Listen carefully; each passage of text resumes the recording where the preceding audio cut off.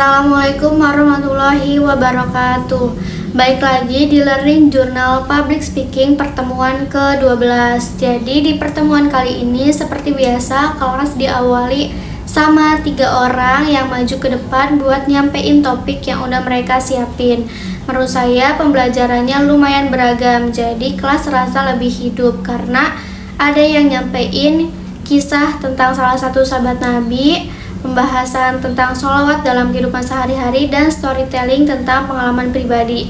Yang pertama maju ada Siti Mu'assaroh yang bawain topik tentang salah satu sahabat Nabi yaitu Salman Al-Farisi. Siti Mu'assaroh ceritain perjalanan hidup Salman Al-Farisi yang penuh perjuangan dalam mencari kebenaran. Dari yang awalnya terus mencari keyakinan yang benar sampai akhirnya bertemu dengan Islam.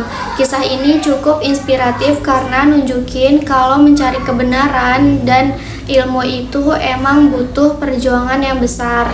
Dari cerita itu juga kelihatan banget kalau keteguhan hati dan pengorbanan bisa membawa seseorang ke jalan yang benar. Setelah itu yang kedua lanjut ke Dini yang bawain topik tentang keutamaan sholawat dalam kehidupan sehari-hari.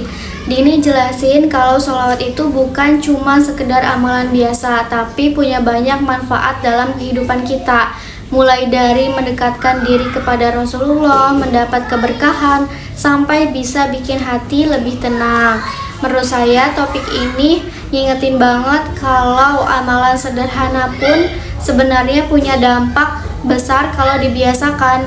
Jadi sholawat bukan cuma diucapkan pas acara tertentu aja, tapi emang bisa diterapkan setiap hari. Terus selanjutnya yang ketiga ada Sultan yang bawain topik tentang storytelling pengalaman kerja sampingannya.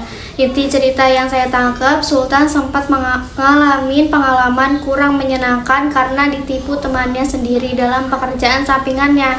Walaupun penyampaiannya mungkin agak kurang jelas, tapi garis besarnya lebih ke pentingnya komunikasi yang baik dan jelas, terutama saat bekerja sama dengan orang lain, karena kalau komunikasinya kurang tepat bisa banget menimbulkan salah paham atau bahkan kerugian. Nah, setelah ketiga orang tadi selesai, kegiatan dilanjutkan sama presentasi dari kelompok 2 yaitu kelompok saya sendiri. Kelompok 2 membahas tentang public speaking anxiety atau phobia speaking yang lebih dikenal sebagai demam panggung. Di awal materi dijelasin kalau public speaking anxiety itu rasa cemas atau takut berlebihan saat seseorang harus berbicara di depan umum. Biasanya rasa takut ini muncul karena takut dinilai, takut salah, malu, atau khawatir gagal saat tampil. Ini relate banget karena kayaknya hampir semua orang pernah ngerasain gugup kalau disuruh tampil di depan. Terus dibahas juga penyebab demam panggung, misalnya seperti rasa tidak tenang, ragu-ragu, insecure berlebihan, rasa takut yang gak mendasar, terlalu khawatir, sampai pengalaman buruk di masa lalu.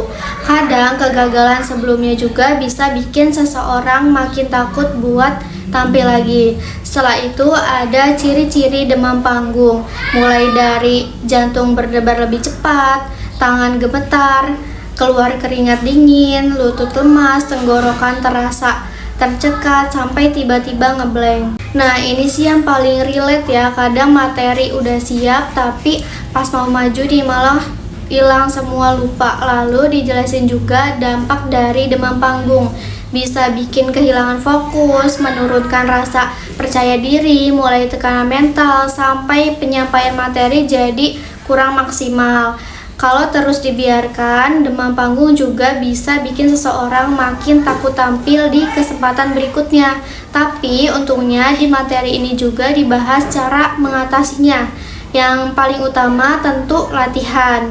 Semakin sering latihan, biasanya rasa gugup bisa lebih terkontrol. Selain itu, kita juga harus mempersiapkan materi dengan matang, mengenali audiens, datang tepat waktu, menjaga penampilan, serta membangun mindset yang positif. Contohnya kayak saya siap, saya bisa, Nah, hal-hal sederhana seperti minum air putih, ngobrol santai sama teman, sampai berdoa juga bisa membantu mengurangi rasa grogi. Intinya, demam panggung itu wajar, tapi tetap bisa diatasi kalau kita mau latihan dan mempersiapkan diri dengan baik.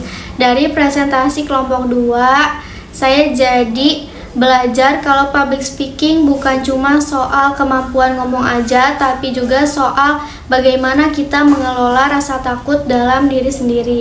Karena seringkali tantangan terbesarnya justru datang dari pikiran kita sendiri.